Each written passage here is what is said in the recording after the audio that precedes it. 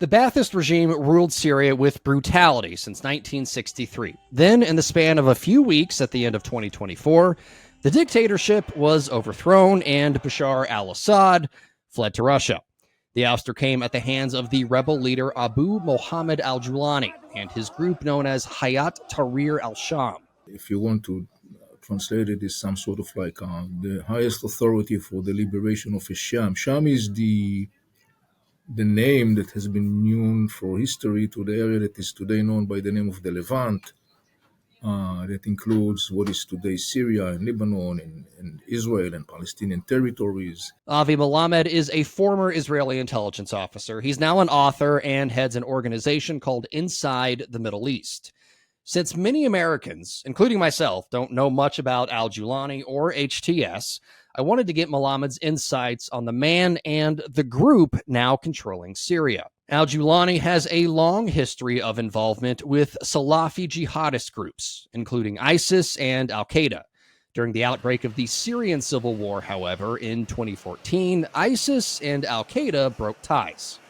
That was the time, roughly speaking, when Abu Mohammed al-Jolani basically turned towards this al-Qaeda side and started operating in Syria as al-Qaeda branch under the name of Jabhat al-Nusra, which means the front of the supporters or the disciples. Al-Nusra grew into a powerful player in northwest Syria. The entire country is about the size of Washington state, and al-Nusra was carving out an area about the size of Delaware.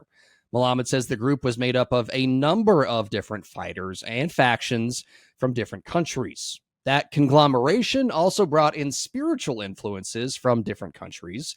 It was during this time period al-Jolani continued his journey away from the more extreme elements within Syria. In 2016, al-Jolani made an interesting move in two aspects. First, he announced that he's detaching itself from al-Qaeda and basically emphasized that it has been done in a mutual consent of the leadership of al-Qaeda. And the other thing he did was to expose himself. He actually gave interviews before, but it was anonymous.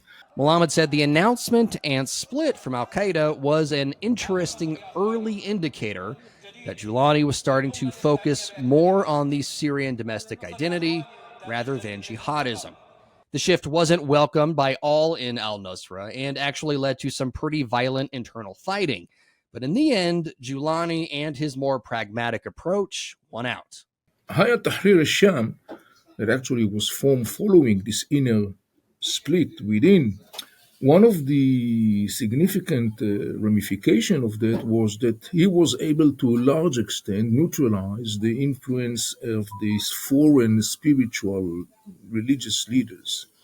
And that basically enabled him to increase its I would say, political maneuvering capacities. The split from the jihadi influence side to more of a Syria influence, is that indicative in your mind? And you kind of just alluded to it, that the Jolani government might be more focused on national issues and less spiritual jihadi type issues?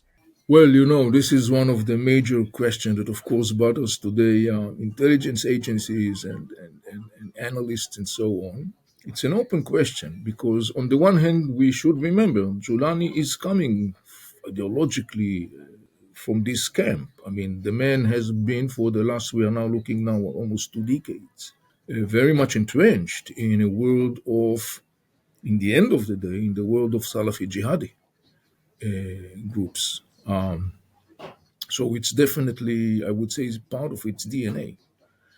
The same Which time included, as going back to ISIS and al-Qaeda, includes like beheadings, tortures, rapes, like mass killings, all the things that Americans say are awful, right? Well, yeah, we should remind ourselves that in the end of the day, those Salafi jihadist groups like al-Qaeda or ISIS are brutal, murderous organization. We are all familiar with the atrocities those groups are involved in. And al-Jolani is coming from that world. Now, on the other hand, we can indicate the milestones where Jolani is actually taking a more what we could call a pragmatic approach. Mohammed points to the stark differences between ISIS's rule of its short-lived caliphate and al-Jolani's governing style. Idlib, in northwest Syria, has been under Jolani's control for several years now. There, he created the political arm of HTS, called the Syrian Salvation Government, which is markedly more welcoming to progressive ideas in Syria. For instance, under the SSG, women had many more rights and could even get a university education. A far cry from the brutality with which ISIS ruled, when petty theft could result in the perpetrator losing their hands, and beheadings were quite common. Information that came from Idlib, which I evaluate as reliable, basically indicate that in the end of the day, it was and is an Islamic affiliated government. However, it could also be at the same time characterized as one that is not totally authoritarian in the sense that it is leaving enough space of maneuvering to decide what are the things that it's important for them to insist and to dictate, and what are the things that they don't necessarily think are important and insist to dictate. In almost every interview since he seized power, al-Jolani talks about the future of Syria and how he wants to set up a government free from the brutality of the past and focused on the needs of Syria's people. He seems to be making headway, too, in some Western circles. The U.S. government canceled the $10 million bounty on Jolani's head, and in another sign of separation from past events, Jolani changed his name.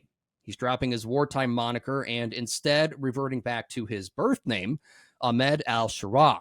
Whether it's all enough to earn him legitimacy on the world stage, and maybe more importantly to fellow Syrians, remains to be seen.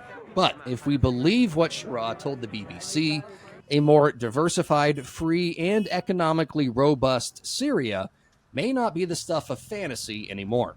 The Syrian population has lived together for thousands of years.